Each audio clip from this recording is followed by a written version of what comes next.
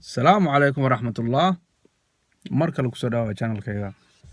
Maanta videogan wuxuu ku saabsan yahay guursiga ajaanibta.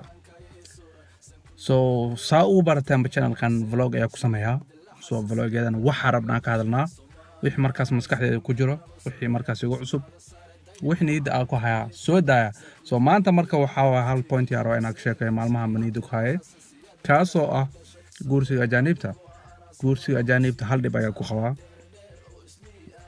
Kama soo horjeedo inaad qof ajaanib ah guursatid, rag iyo dumarba noloshaada adaa iskale, xorriyadda adaa iskale. Waxa rabti ku sameey, qofka rabti guurso, xaqa u leedahay, firiya u tahay, cidna ka hor istaagaysa malaha. Laakiin halka dhib aan ku qabo anay sheego. Dhibka aan ku qabo wuxuu yahay marka gabarta Soomaalida ama wiilka Soomaaliga uu bilaabo inuu ruux ajaanib xiriir la sameeyo. Waxa ugu hore uu sameeyo kullina ma aha, khalad ay fahmeen kulli ma aha. Laakiin in badan waxaa arkay inay dadkooda hoos u dhigaan. Maxaa ula jeedaa? Tusaale ahaan wiila aqaana gabar Soomaali shukaansan jiray, sorry. Markii intuu xiriirka ka wada dhaxeeyay mar walba wuxuu dhihi jiray qofteeda ama gabarta Soomaaliga ala socdo waxay dhahdaa ragga Soomaaliyeed saan waay, ragga Soomaaliyeed saan waay, ragga Soomaaliyeed maxaa lahaa xiriirka kuma wanaagsan, ragga Soomaaliyeed maxaa lahaa markay guur imaado micnaheedu serious uma noqdaan. Adi boqol wuxuu ragga Soomaaliyeed oo hoos ugu dhigayo u sheegi jirtay. Kadibna anigu waxaas ila imaan jiray. Mar badan xataa ku dhahay waxaas ila imaan wixii niga dhaxay labadiin hanigu ekaadaan micnaheedu wixii kugu dhahdo anaga micnaheedu waxa ragga Soomaaliyeed ma noqonayaan waxa ay dhahdo opinionkooda ama fikradeedana qof micnaheedu mantaqana hadalkeeda wax ku noqonaya ma jiro. Tusaale sidoo kale ragga Soomaaliyeed markay guursadaan ama xiriir la sameeyaan dumar ajaaniba waxa ugu hore ay sameeyaan waxa in dumarka Soomaaliyeed hoos u dhigaan. Ma dhahayo khalad ay fahmin kulli waa ma ka wado. Dad wanaagsan jiro ajaanibta xiriir la haddana dadkooda mantaqana dusha saarto. Laakiin dhibka dadka ku qabo waxay yahay qofkan ajaanibka xiriir ma la sameeyso. Maxaa sababta keenaysa in qofkan walaalka hoos u dhigtid oo dhahayd okay dooqa qofkan ma noqon karo adduunka dhan dooqa waxa dadka isku dooqmaan qof walba dooq u leeyahay. Qofkan Soomaaliga dooqaaga ma noqon. Laakiin inaa bilaawdid okay ragga Soomaaliyeed dhan waa isku mid okay dumarka Soomaaliyeed dhan waa isku mid.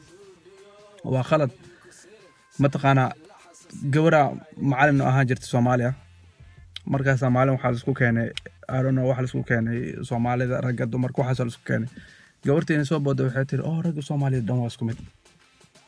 Waxa ku iri ragga Soomaaliyeed ma soo xisaabis imisa milyan Soomaali rag jirta way badan yihiin kulligood xiriir ma la soo sameeyso may laakiin inta ka arkay dad xun waaye inta ka arkay laakiin intaasoo milyan qof 10 qof 5 qof daraadood maxaa lahaa uma dhihi kartid kuma dhahay ragga Soomaalida dhan way wanaagsan yihiin kuma dhahay dumarka Soomaalida dhan way wanaagsan yihiin laakiin taa micnaheedu ma aha inaa mataqaana dadkaagi ka dhalatay marka ragga Soomaaliyeed way xun yihiin ama hooyooyinka dumarka Soomaaliyeed way xun yihiin koodir waxa ka bilaabaysa hooyada laba waxa ka bilaabaysa aabaha micnaheedu haddii ragga Soomaaliyeed xun yihiin taa micnaheedu aabaha waa ragga Soomaalida ku jira haddii dumarka Soomaaliyeed xun yihiin micnaheedu waxa waaye hooyada Soomaaliyeed hooyada way ku jirtaa dadka xun.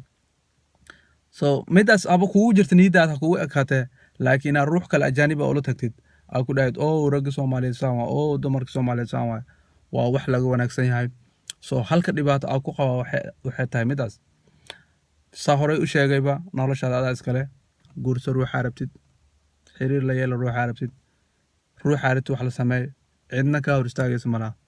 Laakiin mid dadka hoos u dhigin mid kale hadal dhaahidna dadka horta ma xumaanaya laakiin fikrad xun ayuu qofkaas gelinaya qofkaas waa intaas qofka la sii wadaaga Soomaalida idilaya waxa mataqaana ka dhigaysa dad xun sababtaas daraadeed 2 qof 3 qof ku xumaysay ayaa waxa u xumaanaysa intaas Soomaaliya wax niyadeeda ku jiro waa sheegay halkaas dhib ayuu ahaa dadkiina xiriirka ajaanibta la naga daaya hadalada xun.